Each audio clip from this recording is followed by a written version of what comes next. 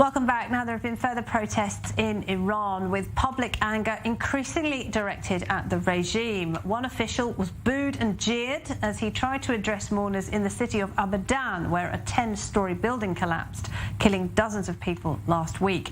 But keeping track of protests in Iran is complicated, as the regime often shuts down the internet to stop people from organising. For more on that, we're joined by journalist Banafsheh Zand. Thank you very much indeed for being with us, Banafsheh. So, do you think, given your knowledge of what is going on inside the country, do you think what's happening in Abadan could be some kind of turning point? Definitely. The fact of the matter is that Abadan has been the staging scene for many of the disasters, let's say, since the beginning of the revolution. I should preface by saying that in the August 19 of 1978, the Khomeiniist regime and what is now thought to have been behind it, the person behind it would have been Ayatollah Khamenei, the supreme leader now, who was a younger man and who was a really dangerous revolutionary back in his day. He went and supposedly recruited a group of very disgruntled young men who then went to Abadan and set fire to a movie theater that was filled with people, burning basically nearly 450 people alive. And that was then blamed on the Shah. Wow.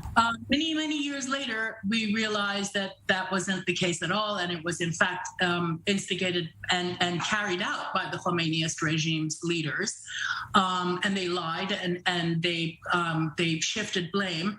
But now, as you hear the chanting in the streets of Abadan, and we're talking that people in the thousands are coming out, and every single chant is something to the fact that Cinema Rex, which was the name of the movie theater in 1979, from Cinema Rex to the Metropole building, we are done. We are finished with this regime.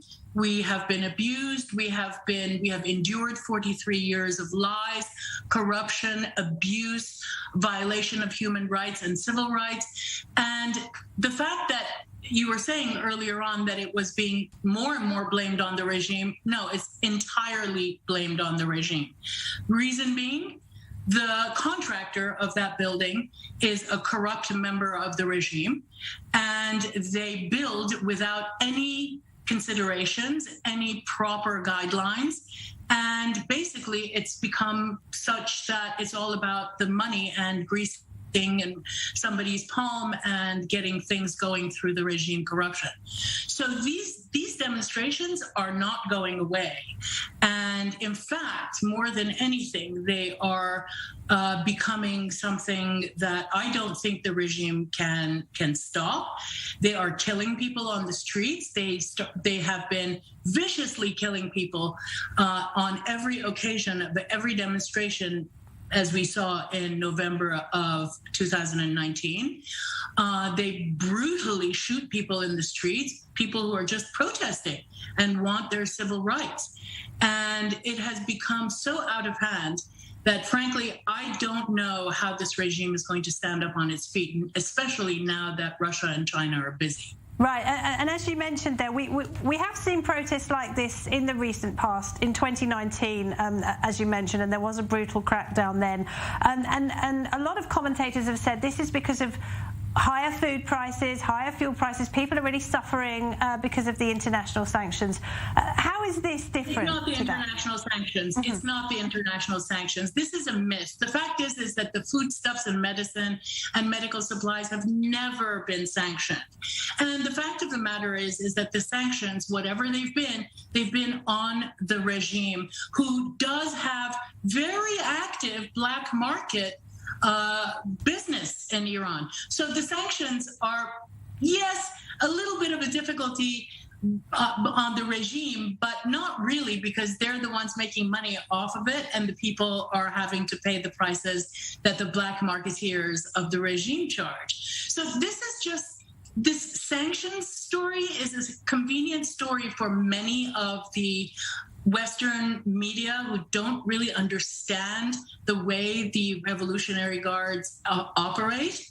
They don't understand the dirty business and the black marketing and the mafia-ish type of manipulations that they do in the business arena. And the fact is that the Iranian people are suffering because you have a bunch of tyrants in charge of the country. And what's really horrifying and sad is the fact that the Western world, the US, Canada, Europe, all these countries who speak of democracy for their own people and social justice and so on, don't seem to want to extend it to the people of Iran or anywhere else. Well, quite. And I wanted to ask you just briefly, Banafsheh, how should the West support these protesters? By completely shutting off business with Iran, by refusing the laughable attempt of the Biden administration to bring back to life the dead corpse of a ridiculous nuclear deal, and by realizing that the people of Iran are taking their lives in their hands, and that they need to be supported for obtaining their sovereignty.